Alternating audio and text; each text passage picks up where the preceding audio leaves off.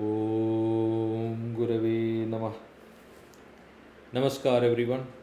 It's been a very long time since I've been presenting anything on YouTube, and I thought that recently we had Akshay Tritiya, very auspicious occasion, and I thought it's a good time to maybe restart again. And uh, I had something interesting to share, so I thought, why not? Okay. And it's related, I mean, with the topic of Akshay Tritiya. So we start with that. In general parlance and popular notion, Akshay Tritiya is um, sort of associated with material wealth. It's the day when you go on a gold buying spree. People go crazy. They buy gold coins and gold ornaments and jewelries and whatnot. Uh, But is this the real understanding of Akshay Tritiya? I'll not go into that, what Akshay Tritiya means and all that. Uh, I've been fortunate enough to uh, know the understand, get the real understanding from uh, my Guruji Pandit Sanjay Rath. Uh, and this notion of, buying gold and all that is not, there's nothing to support this from our tradition at all, from our scriptures at all. Okay. Um, it is probably just a marketing gimmick or something like that. Unfortunately, what's happening these days is many of our traditional concepts and festivals, occasions, and all that are being transmogrified, I must say. They are being twisted and turned and exploited for something, some other purpose altogether. The real root understanding of Akshay Tritiya is for spiritual evolution. It's a day when you do your sadhana. It's a good day to start any important sadhana or japa, etc. It's a very spiritual occasion. But on the concept of wealth, since we came into to that, so I thought, why not talk a little bit about that and give us some different perspective on that. You see, wealth is called Dhanam in Sanskrit, right? The word is, or Shabda is Dhanam. Now, does Dhanam mean only material wealth? That is the question. When we say wealth of a person, is it only the bank account, right? uh, is the only form of wealth the material money, hard cash, hard currency? Is it so?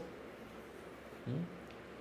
uh, Say a scientist like Albert Einstein, okay, or maybe a more even starker example would be, say, a mathematician, very famous mathematician like Srinivasan Ramanujan, okay, one of the greatest mathematicians India or even the world has ever produced.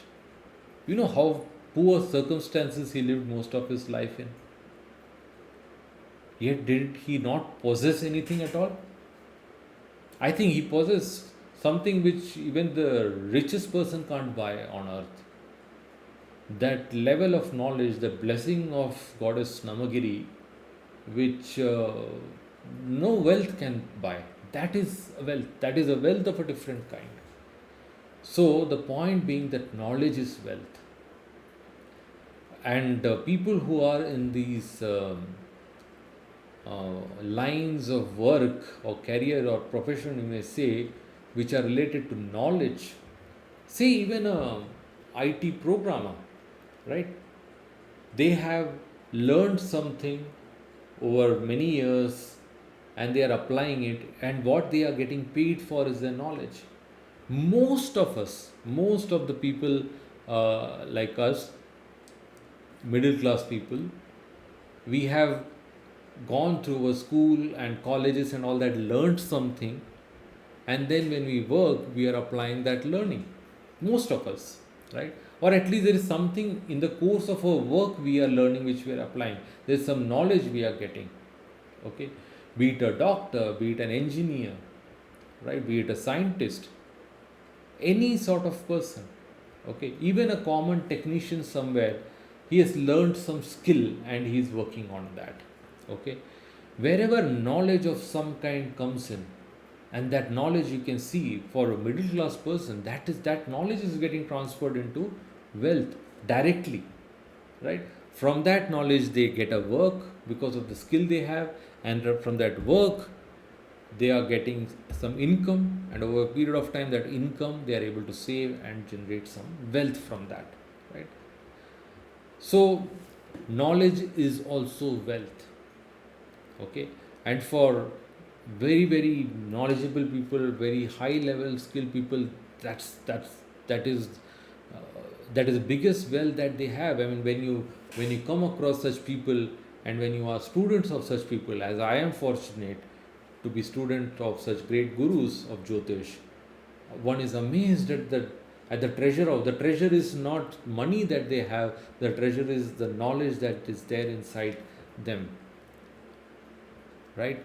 And that knowledge brings great deal of respect. Maybe your money in the bank balance may not bring as much respect as the knowledge inside the head, right? So we are going to talk today a very different perspective of dhanam, and that is knowledge. And I'm going to bring to you a few charts of very famous astrologers in this instance, though we can use it for any other knowledge related domain also, in like scientists for that matter, or doctors or engineers, or any of this. But today I'm showing to you related to astrologers. Now, having said that, I need to give you a bit of basics, okay, of jyotish, or related to dhanam. If you want more details, right at the outset, I am saying there was a Dhana Karaka workshop which was conducted by my Guruji Pandit Sanjay Rath few years back, I think quite a few years back, and the recordings of which are available. I believe he has made those recordings free. I think if you go to probably atrijotisha.com, you should be able to find it, okay. If I am able to find the link, I will share it in the description. Um, and if you are able to access it, my request is please do make some uh, nominal donation, whatever you can, for the furtherance of Jyotish education to the website over there. Anyhow, uh, the basics of this is that there are certain bhavas or houses which are pertaining to dhanam. These are called dhana bhavas, okay. All these dhana bhavas, there are four of them. The karaka, the pradhana karaka, or the significator of that is Jupiter, okay, and that is why Jupiter is called dhana karaka, okay. These houses are the second house. Second house is anyhow normally known as dhanasthana or dhanabhava, and you have 11th house, which is all, called labhasthana, which generally will, or ayasthana, where we generally look at income. If you income is what eventually translates into wealth, right? So that also is a dhana bhava, 11th house. And then you have 5th house. 5th house is about jnana, about knowledge. So like an astrologer is gaining a knowledge, a doctor is gaining a knowledge, all that you will see from the 5th house. And then you have 9th house. Now 9th house is normally associated with dharma, religion, morals, ethics. How is it dhana? But yes, it is dhana. See, when a person is upright, religious, disciplined, he is able to accomplish much more. That is a prerequisite for work, because you see, 9th house comes before 10th house. 10th house is the house of work, right?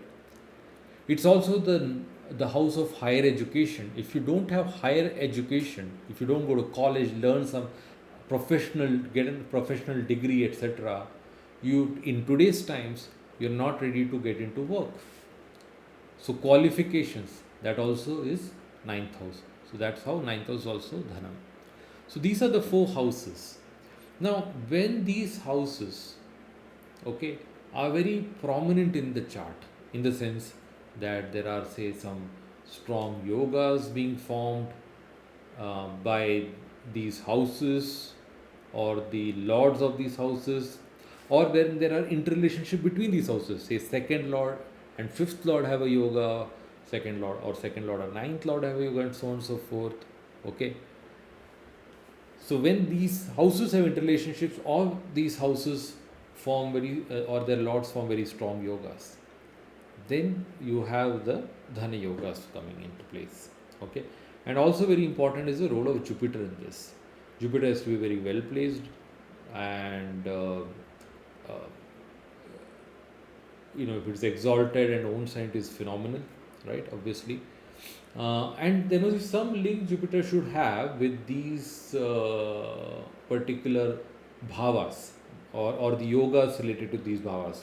That is second house, fifth house, ninth house, and 11th house. Okay. So when you have this mix, then you are looking at Dhana Yogas. And the more of this is there, the bigger we are talking about. Okay. And I have some really fantastic charts to show to you today. First up is the chart of Alan Leo. Alan Leo, maybe many of you may not know of him, and I would suggest please Google him, read about him.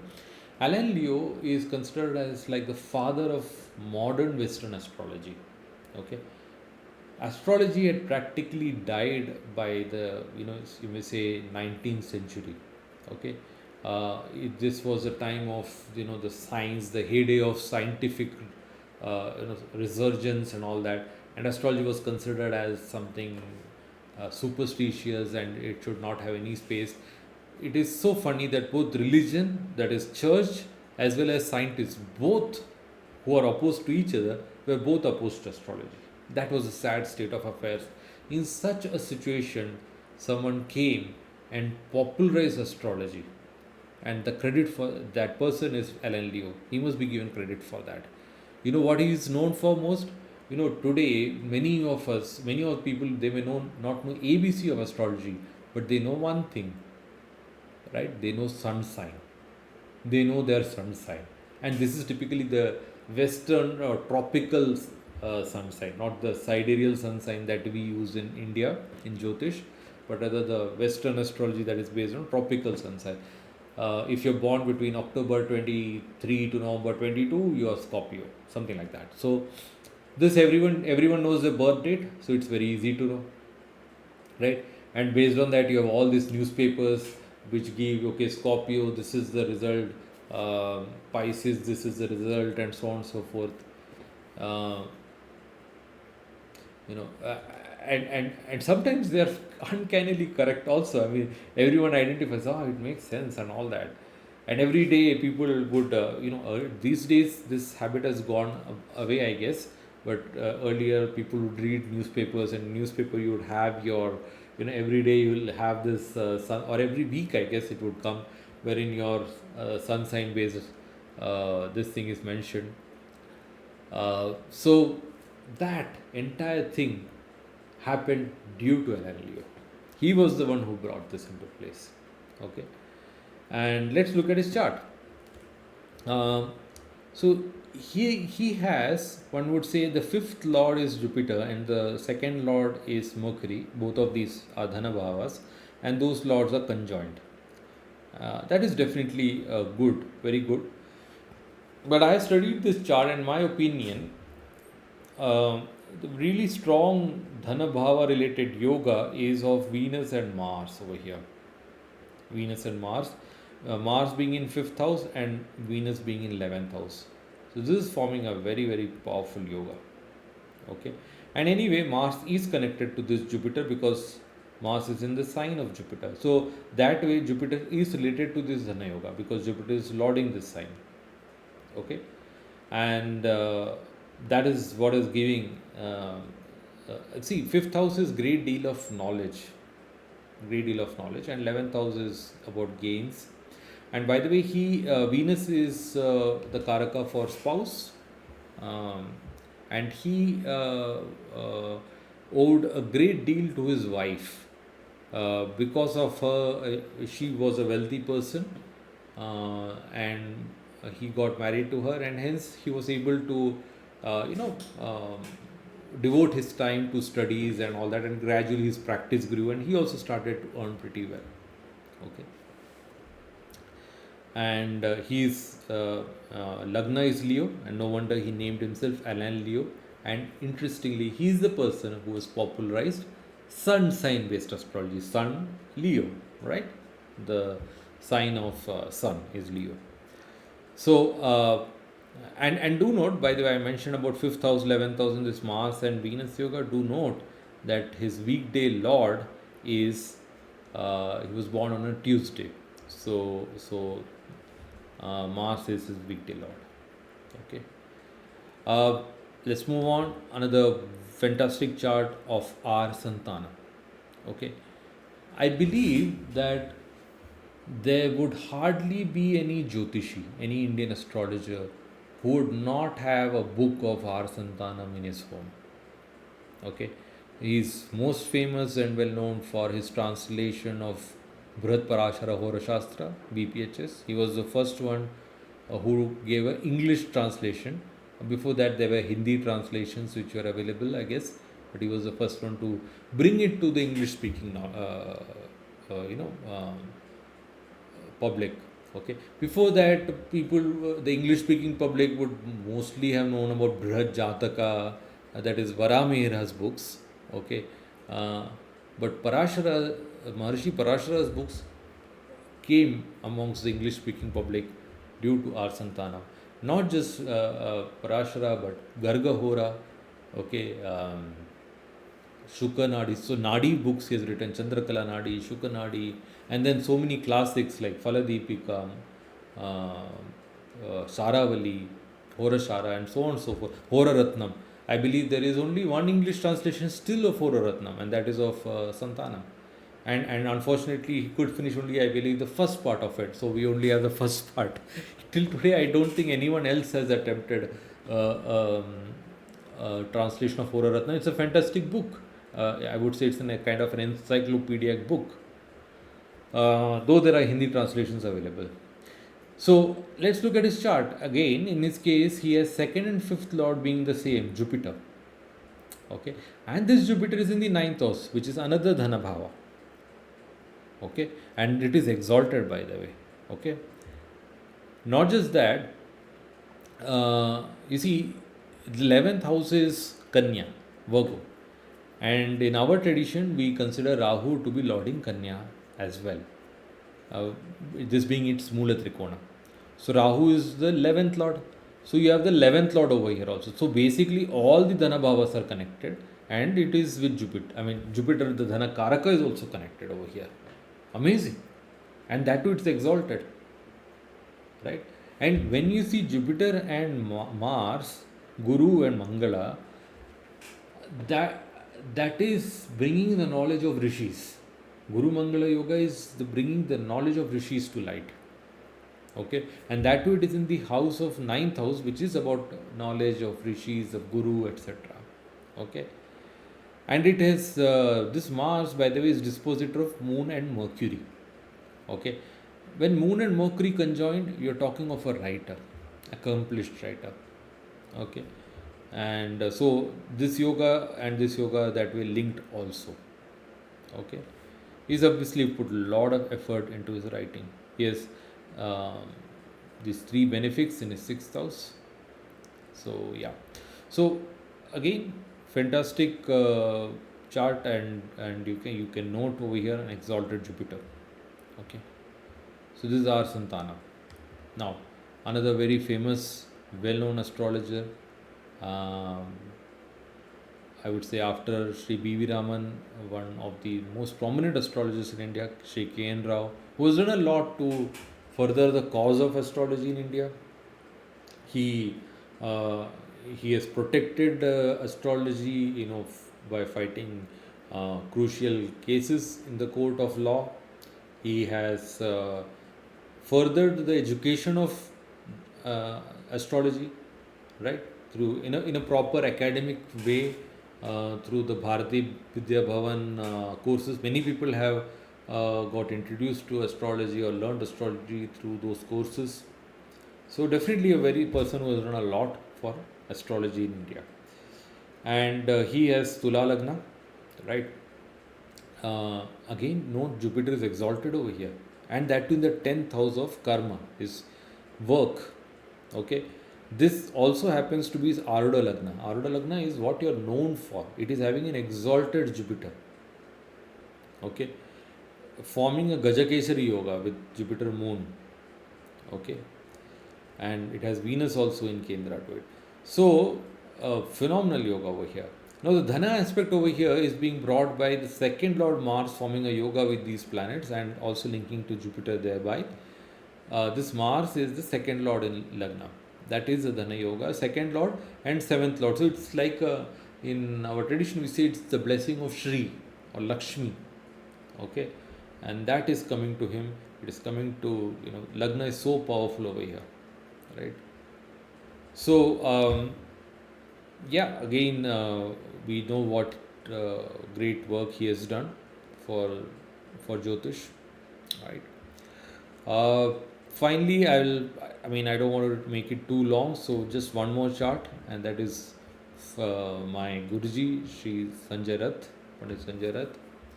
So here, again, Jupiter is very powerfully placed in the Lagna. This is a Hamsa Mahapurusha Yoga, right? And this Jupiter is in Digbala also, very, very strong.